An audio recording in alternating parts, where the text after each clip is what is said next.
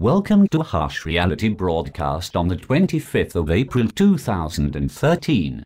I have heard today that the UK has avoided a triple-dip recession. Growth was recorded at 0.3% in the last quarter. It is pleasing to note that there has been some growth. However, unfortunately I believe the growth will be short-lived.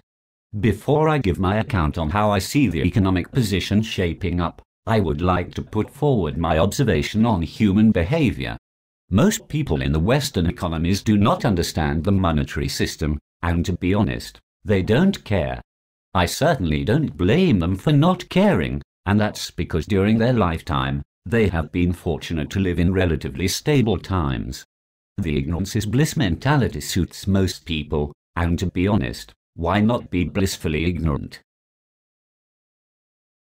To be blissfully ignorant, there is an assumption that things will carry on as normal. There is a problem, and that is, things will not carry on as normal. The economic collapse will affect everyone. Before I go any further, I would just like to define my understanding of what an economic collapse means, as I am sure everyone will have their own interpretation. An economic collapse, as I see it, will mean a continual lowering of the standard of living for the population in the Western economies.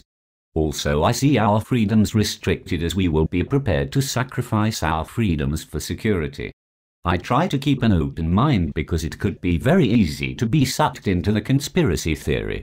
However, we now have the National Defense Authorization Act in the US that was signed into law on the 31st of December 2011, and House Resolution 6566. The way I see it, there may be false flags, but who knows what the truth is.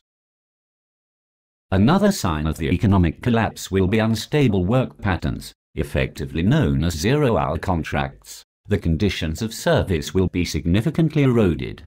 One of the most things I worry about regarding the economic collapse will be the emergency powers governments will have over us.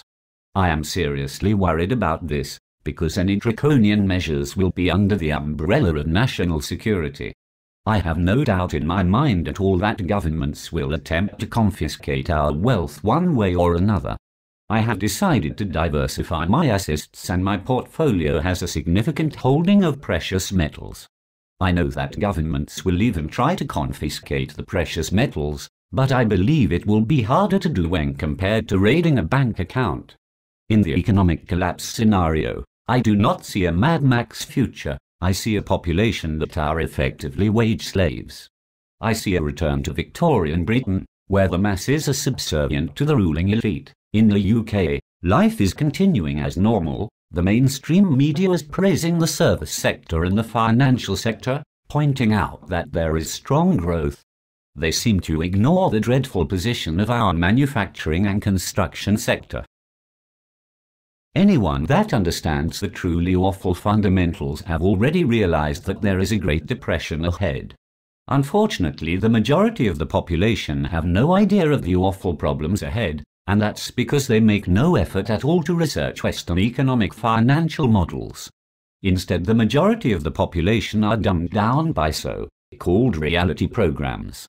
As I have mentioned before, that's all well and good if real reality were not around the corner. I truly find it criminal that the politicians have not been honest with us. They know that a major depression is ahead. Unfortunately, they are relying on the ignorance of the masses to push through draconian measures.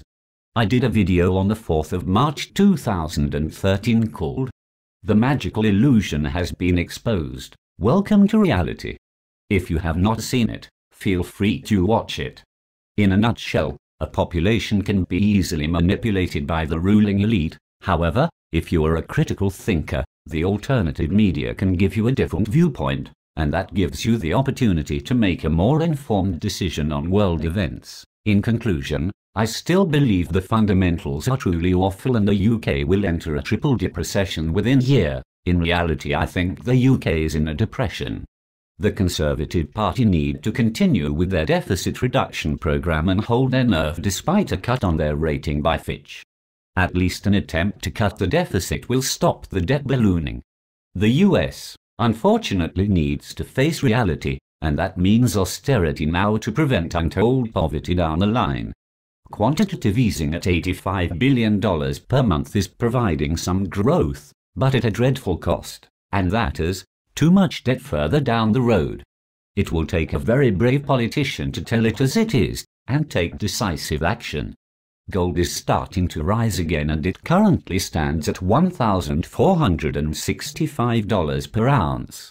Stocks are still high, and the Dow Jones Index is currently 14,691. I am still sticking to my prediction that there will be a reversal in fortunes in the summer regarding stocks and precious metals. No form of manipulation will stop the financial world reaching its equilibrium in the long run. Anyway, that's my take on matters following my research. Let's see what happens in the next few months.